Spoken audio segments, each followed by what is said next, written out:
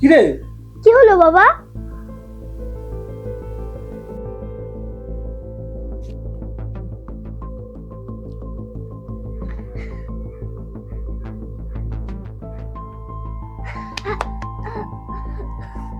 কিরে? বাবা তুমি কিছু বলবে?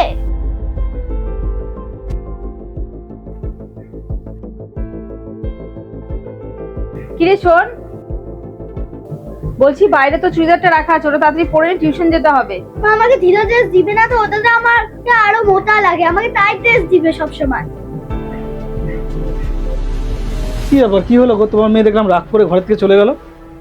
আর বলো না, তোমার মেয়েকে বললাম বাইরে চুড়িদারটা রাখা আছে ওটা পরে না, এখন বলছে ওর বলে টাইট ড্রেস লাগবে। তুমি তোমার মেয়েকে ডাকো তো, ওর সাথে আমার একটু কথা আছে। বৃষ্টি এদিকে আয় তো, বাবা ডাকছে।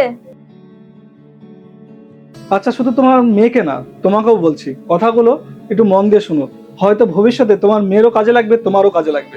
আচ্ছা বৃষ্টি, তোমাকে আমি একটা কথা বলি, সময়ের সাথে তোমাকে এই 4টা জিনিস কিন্তু শিখে রাখা উচিত, কারণ তুমি একজন মেয়ে সন্তান। কিছুক্ষণ আগে তোমাকে নোট করলাম, তুমি টিউশন শেষ করে আসার সময় তোমার হাত থেকে খাতাটা পড়ে গেল, তুমি সরাসরি খাতাটাকে উঠালে, এটা তুমি সব থেকে বড় ভুল করলে। তুমি ভুলে গেছো যে তুমি একজন মেয়ে সন্তান। প্রথম টিপস হলো যে তোমার হাতের সামনে যদি কোনো কিছু পড়ে যায় আর সেটা যদি তুমি তুলতে চাও, সবার প্রথমে বুকে একটা হাত রাখবে, তারপরে সেই জিনিসটাকে তুলবে। ঠিক মনে থাকবে তো? টিপস নাম্বার 2, যখন তুমি কারোর সামনে গিয়ে বসবে তখন ঠিক এইভাবে বসবে না, এইভাবে বসবে। সবসময় পায়ের মাঝখানে কোনো গ্যাপ রাখবে না, এইভাবে বসবে আর ঢেকে ঢুকে বসবে। ঠিক।